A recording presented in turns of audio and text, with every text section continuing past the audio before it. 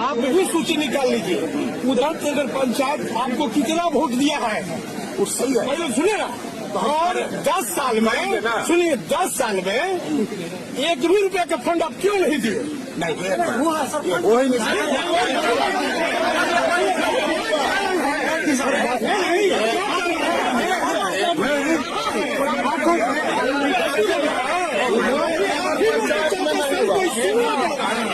आप लोग कितने लोग हैं? किसी का देगा ये सुनना पड़ेगा।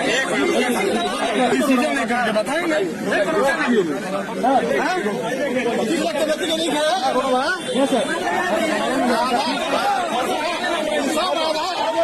हम लोग जरूर यहाँ के जो माननीय सांसद हैं, कैबिनेट मंत्री भी हैं यहाँ से, हम लोग ये आज आप लोगों के माध्यम से ये जरूर कहेंगे कि 10 साल से आप यहाँ के सांसद हैं, मंत्री हैं।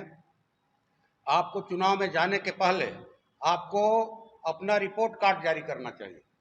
10 साल का आप रिपोर्ट कार्ड जारी कीजिए कि आपने भोजपुर जिले की अर्थव्यवस्था को, यहाँ की खेती को मजबूत बनाने के लिए क्या किया सरकार के लेवल पर, या लोकसभा में कौन सा आवाज़ उठाया जब मंत्री नहीं थे आप, या फिर आपने यहाँ रोजगार का कौन सा व्यवस्था करवाया।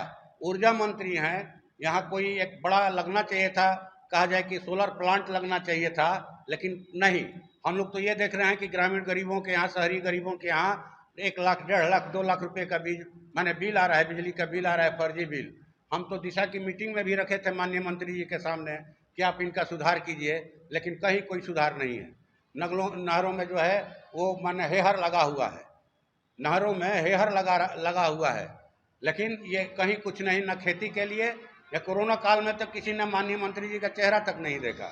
हमारे कार्यकर्ता जो है कॉमरेड मनोज मंजिल, जिनको एक फर्जी केस में, एक नकली, एक लवारिस लाश के आधार पर उनको आजीवन कारावास की सजा करवा करके उनकी विधानसभा की सदस्यता खारिज करवा दी गई।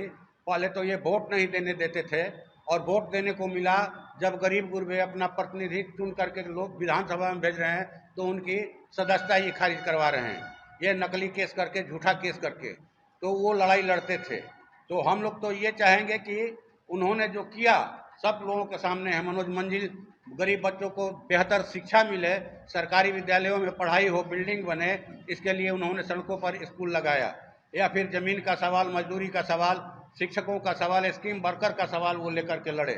तो खैर मैंने ये हुआ, लेकिन इस बार पार्टी ने घोषणा किया है कि कॉमरेड शिव प्रकाश रंजन, जो RYA के मैंने स्टेट के सेक्रेटरी हैं, अगियाँव विधानसभा से उनको प्रत्याशी बनाया गया है गठबंधन का।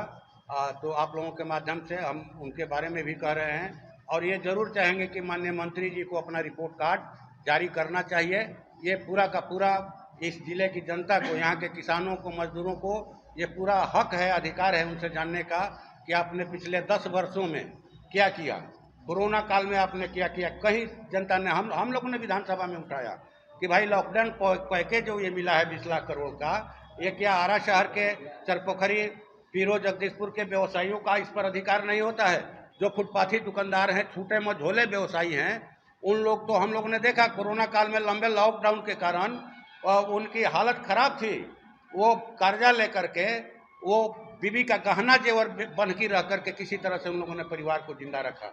ये भाकपा माले के कार्यकर्ता थे, ये तमाम कार्यकर्ता थे, कॉमरेड मनोज मंजिल थे, हम लोग थे, सारे लोग यहाँ जो भी साथी बैठे हैं, सब लोगों ने वैसे लोगों का पड़ताल किया देहाती इलाकों में कि किनके जो है भाई बंधु जो है पति गए हैं हरियाणा पंजाब कमाने के लिए।